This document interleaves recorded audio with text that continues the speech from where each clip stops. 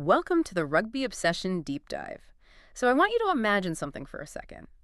Imagine training your entire life to reach the absolute pinnacle of your profession. Oh man, the literal top of the mountain. Exactly. You put in the lonely hours, you weather the intense public scrutiny, and you sacrifice countless weekends with your family. Yeah, the stuff nobody really sees. Right. And you are finally standing right on the precipice of the ultimate spotlight. The one event everyone in your field dreams of. The milestone. But then you just gladly step aside. You willingly give up that lifelong dream, so your favorite team can take that spotlight instead. I mean, it's wild. It is a scenario that challenges literally everything we are taught about ambition, isn't it? It really does. Because we are so conditioned to think of high-level professionals, especially in the sporting world, as being just relentlessly focused on their own individual milestones. Oh, completely. So the idea of voluntarily taking a back seat, it just goes against the grain of elite performance entirely. Yeah, it's a huge mental shift, and I want to let that psychological weight sink in for you for just a second because it sets up everything we are discussing today. Definitely. But before we dive into the story of someone who made this exact choice, I need to remind you, make sure to subscribe to the Rugby Obsession YouTube channel and newsletter from the link in description. Always a good idea. So today we are looking at this fascinating piece of source material. It details the perspective of New Zealand referee Ben O'Keefe. Yeah, it's a brilliant article. It really is. And our mission today is to explore this unique, positive trade-off between professional ambition and national pride. Right, which is just so rare. And through his story, we are going to examine how the culture of rugby officiating has actually evolved into this deeply supportive brotherhood. Yeah, and to truly appreciate the magnitude of O'Keefe's perspective here, we first need to establish his standing in the game. I mean, he is not just some fringe official who's happy just to be involved. No, not at all. He ranks as one of the absolute best international referees in the world right now. Oh, yeah. His resume is insane. It is. His CV features, the most high-stakes environments imaginable. He's got 2 British and Irish Lions test matches under his belt, for instance. Right. And most recently, he took charge of the 2023 Rugby World Cup quarter and semifinals involving the Springboks. Which were huge games. Massive. I mean, that includes the quarterfinal between France and South Africa. That was an environment of just stifling pressure and, microscopic scrutiny. Oh, completely. I mean, he is operating at the absolute summit of the sport where every single whistleblow is analyzed by millions of people. Yeah, exactly. But so there is a specific fundamental conflict of interest rule in international rugby, and that sets up the trade-off we are looking at for him. Right, the neutrality rule. Exactly. Referees cannot officiate matches involving their fellow countrymen. It's just a hard rule. Makes total sense, obviously. Right. But because of this reality, O'Keefe was totally precluded from the 2023 showpiece event because the All Blacks, representing his home country of New Zealand, actually reached the final against South Africa. Yeah, so by virtue of his own nation succeeding, he was immediately out of the running for the biggest job a referee can possibly secure. It's just crazy to think about. And O'Keefe is very candid in the source about the internal conflict this creates. He admits that referees are, by nature, highly competitive individuals. Well, they'd have to be to get to that level. Exactly. They thrive on the pressure of the big games. He explicitly states that he would be lying if he said he didn't want to referee a World Cup final. Yeah, I mean, of course he wants to. Right. The drive to be the man in the middle for the biggest game on earth is literally why they endure the grueling physical training and those relentless travel schedules. Okay, let's unpack this because I want to play devil's advocate here for a minute. Go for it. The sheer difficulty of this sacrifice is just hard to wrap your head around. And frankly, I struggle to buy that it's an easy pill for him to swallow. It sounds almost too noble, right? Exactly. You don't get to the World Cup without a healthy ego and a ruthless drive to be the main character in your profession. True. To put an analogy to it, I feel like it is like a world-class actor hoping their movie doesn't get nominated for an Oscar just so their hometown community theater troupe can win an award instead. That is a great way to put it. Right. I mean, you spend your whole life honing a craft to hold that trophy. Are we really supposed to believe he prefers sitting in the stands drinking a beer over cementing his legacy?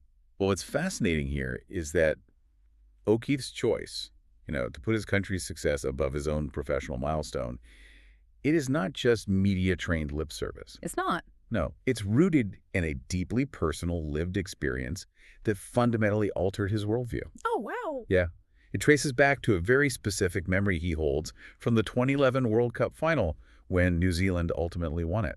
Oh, yeah, I remember reading this detail in the source, and it just paints such a vivid picture. He was in Dunedin at the time, right? Yes, he was down in Dunedin, Yeah. and at that exact time, he had these major medical exams approaching just a few days later. Oh, right, because he's a qualified doctor, too. Exactly. And in the context of a medical career, those exams are your own personal World Cup final. Seriously, you can't mess those up. So the responsible, ambitious move for his own life at that moment was to lock himself in a room and study. He actually told himself, better go home to study. But he didn't, did he? No, the gravity of what was happening outside his door was just too strong. He simply couldn't do it. Yeah, the atmosphere described in the source is just palpable. It was completely electric. Well, the whole country was vibrating. O'Keefe remembers people driving around the streets with flags hanging out their car windows. Mm. Entire communities were just radiating this profound, unadulterated happiness. Right. And, throwing those medical books aside to immerse himself in that pure joy, it taught him exactly what rugby truly means to the people of New Zealand. Yeah, it was a total light bulb moment for him. He realized that the happiness of an entire nation is this incredibly powerful, unifying force. And he decided he wants to see it happen as many times as possible in his lifetime. Yeah, that day in Dunedin really rewired his priorities. He recognizes that beneath the whistle and all the international caps, he is fundamentally just a rugby fan. A fan first. Exactly.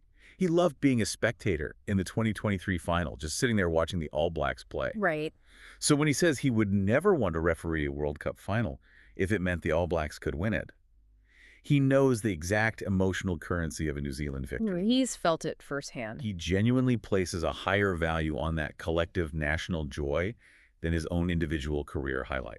It requires an incredible amount of self-awareness to step back and weigh national joy against your own ego and actually choose the former. It really does. It's rare. But before we pivot to how this exact mentality shapes the actual mechanics of modern officiating, I need to remind you, don't forget to subscribe to the Rugby Obsession YouTube channel and newsletter from the link in description. Yes, absolutely do that. And to you listening, we want to know your thoughts and opinions on this.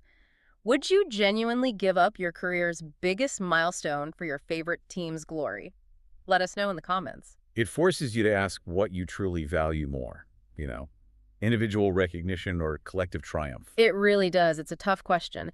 And that localized team-first mentality O'Keefe has for New Zealand, it actually mirrors a massive cultural shift happening on the pitch itself. Oh, a huge shift. Right, because he isn't just selfless as a fan in the stands, he has to be selfless as a referee at work. His approach to the game extends directly to his peers. Yeah, and this is perhaps the most significant revelation in the source material, honestly. O'Keefe details a fundamental evolution in the world of rugby officiating. Yeah, how things used to be. Right. If you look back just 10 years ago, the environment was entirely different. Because tournament organizers appoint only the highest performing referees for the biggest matches, the competition for those spots was incredibly intense and adversarial. I mean, they were all fighting for the same one spot. Exactly.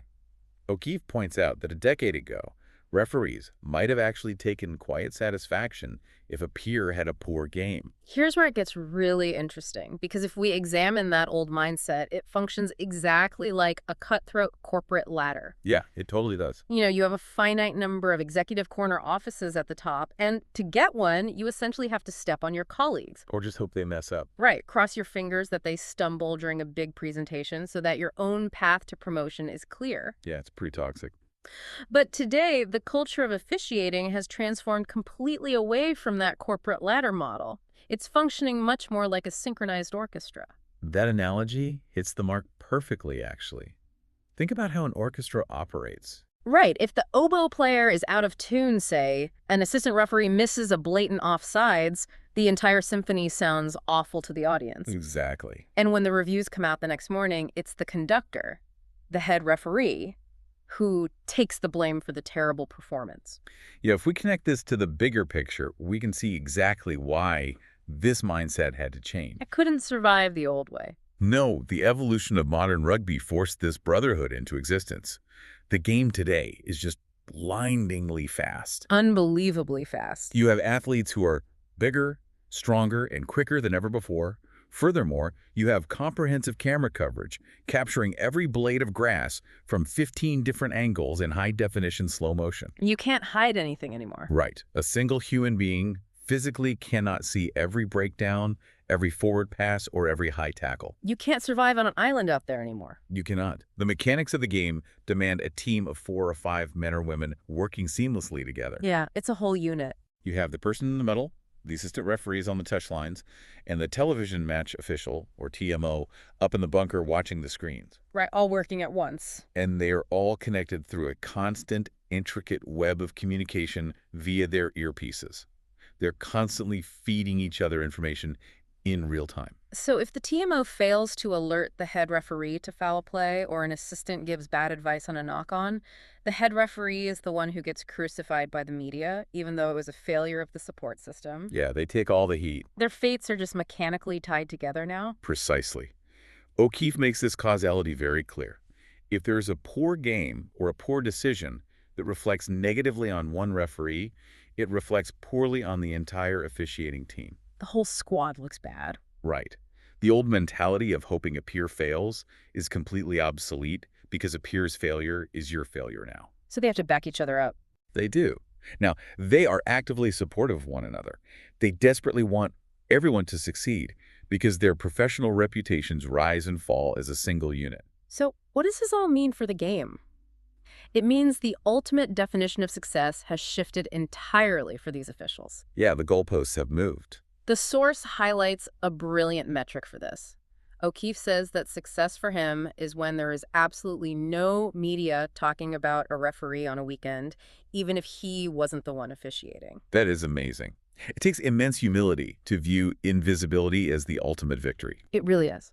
In a world where everyone is chasing virality and headlines, the pinnacle of success for a modern rugby referee is total silence in the press. Just fly under the radar. Yeah.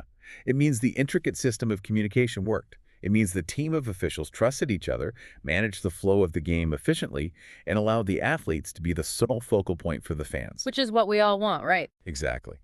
And the tangible result of this supportive brotherhood is that it directly leads to the better, fairer, more flowing matches that we all get to enjoy watching on TV. It is a masterclass in shifting from a me mindset to a we mindset, seamlessly connecting how he views his national team's success with how he relies on his colleagues on the field. It really changes how you watch the game. It certainly makes watching the game more enjoyable when you understand the collaborative culture operating behind the whistle. Before we wrap up, remember to subscribe to the Rugby Obsession YouTube channel and newsletter from the link in description. And, this raises an important question, and it is a provocative thought I want to leave you with today. Yeah, go ahead. How often do we view success in our own lives and careers as a zero-sum game, assuming someone else has to lose for us to win? Oof, yeah, that's a tough mirror to look into. Right. What could we achieve in our own workplaces or within our own teams if we adopted the modern referee's mindset? The belief that success is truly a collective effort and that actively supporting our peers ultimately elevates the entire game for everyone. It is a brilliant perspective to carry with you into your own week. Drop your thoughts and opinions on this mindset shift in the comments, because we really want to hear how you might apply this cooperative approach to your own life. Absolutely. Thank you for listening to the Rugby Obsession Deep Dive, and we'll look forward to you listening to our next episode.